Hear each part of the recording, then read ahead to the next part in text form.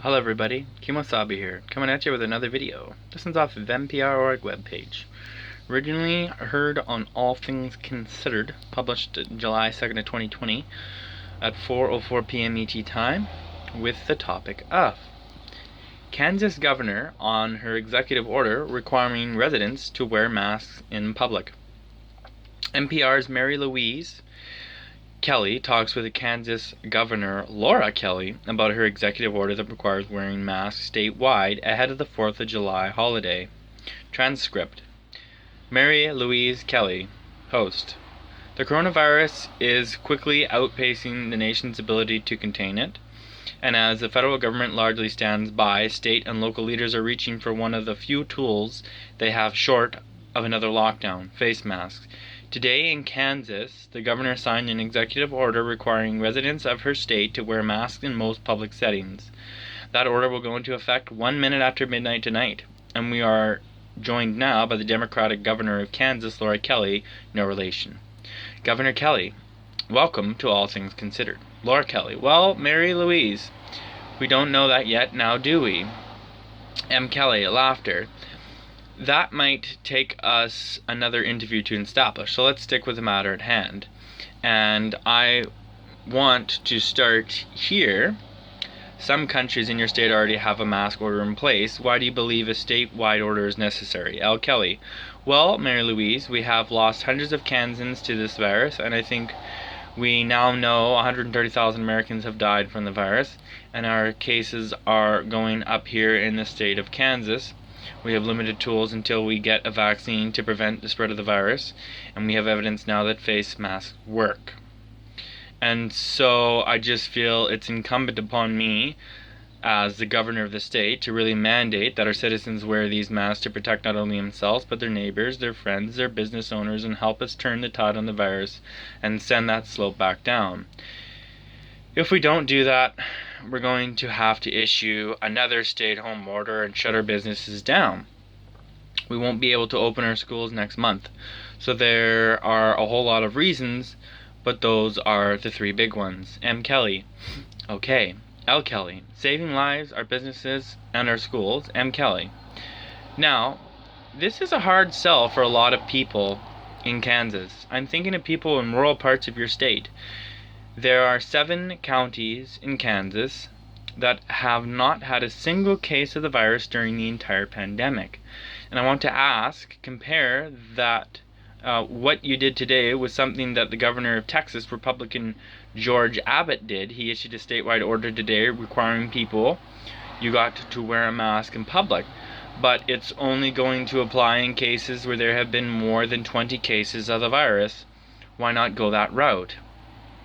L. Kelly. Well, because what we have seen in Kansas, and I think we've really seen across the country, is that the virus does not respect county lines or state lines. And so, for us to say it's okay for this county, a lot of states did that at the very beginning, and Kansas actually had a state or a county by county order beginning before I put out the statewide order to shut down. And what we've seen was back then, there were very few counties that actually had cases. But now you're right, we're up to 97 out of 105. We've just seen this virus spread consistently across our state. M. Kelly, yeah.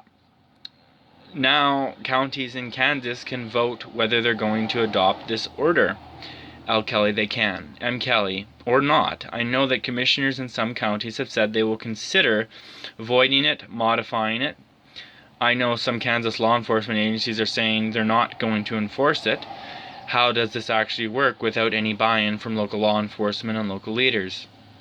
L. Kelly, well, the people are the ones who need to buy into this. And I think that we have seen when we have called on Kansans to respond, they have been very good on that. That's what I'm doing again now. We are asking Kansans to do what I consider their patriotic duty, and how appropriate here on Independence Day weekend to just do their patriotic duty. We are at war with a virus, and unless everybody steps up and does what they can do to prevent the spread, we're going to lose. And so I believe that by doing a statewide mandate, by providing that leadership, I provide direction for Kansans. And I think we saw it earlier on when we shut down the schools that they appreciate it. A moment. Was there some backlash at the beginning? Yes. But then they got it, and I think they'll get it again. And Kelly, but I do want to push on you how you're going to enforce this, because my understanding is it's going to mostly fall to businesses to enforce mask use among their customers. You will have watched how that unfolds in other places that have required masks, like LA, where employees have been assaulted by customers who didn't want to wear a mask. How are you thinking about that?